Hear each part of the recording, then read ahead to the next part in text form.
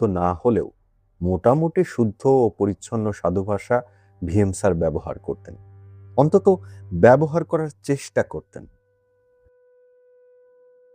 প্রথম দিনের প্রথম ক্লাসেই নাম ডাকা শুরু করে ভিএম স্যার একে একে আমাদের প্রত্যেকের বংশ পরিচয় জেনে নিলেন। আমরা অনেকেই তার চেনাশোনা পরিবার থেকে এসেছি। তুমি যোগেন্দ্রর পুত্র, তুমি অনিলের ভাগিনে, তুমি ডাক্তার সাহেবের দৌহিত্র ইত্যাদি সম্ভাষণে তিনি আমাদের শনাক্ত করলেন।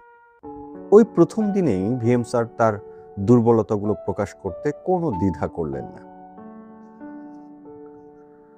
আমার পাশে বসেছিল আমাদের পাড়ারই জাহেদ।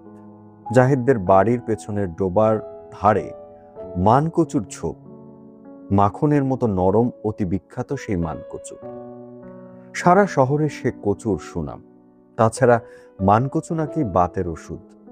ভিএম স্যার পুরনো বাত ব্যাধির রোগী, কোমরে ব্যথার জন্য একটু টেনে টেনে চলেন।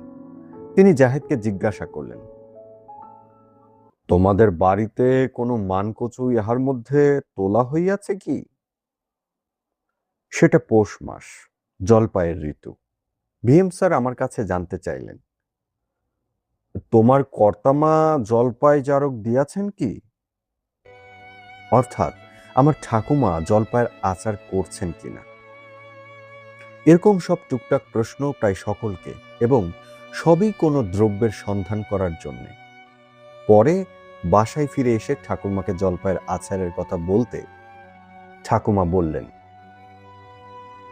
ওই ভিএম তো খালি চাওয়া আর চাওয়া।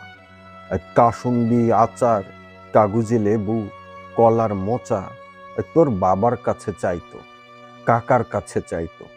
ও লোকটাই এখনো আছে। আমার ঠাকুরমার কথাবার্তা এরকমই ছিল। কিন্তু পরের দিনই সকালে যখন স্কুলে যাচ্ছি, আমাকে বললেন, তোদের ভিএমকে বলিস রোববার সকালে একটা কাচের বয়াম নিয়ে আসতে। প্রথম দিনের প্রথম ক্লাসের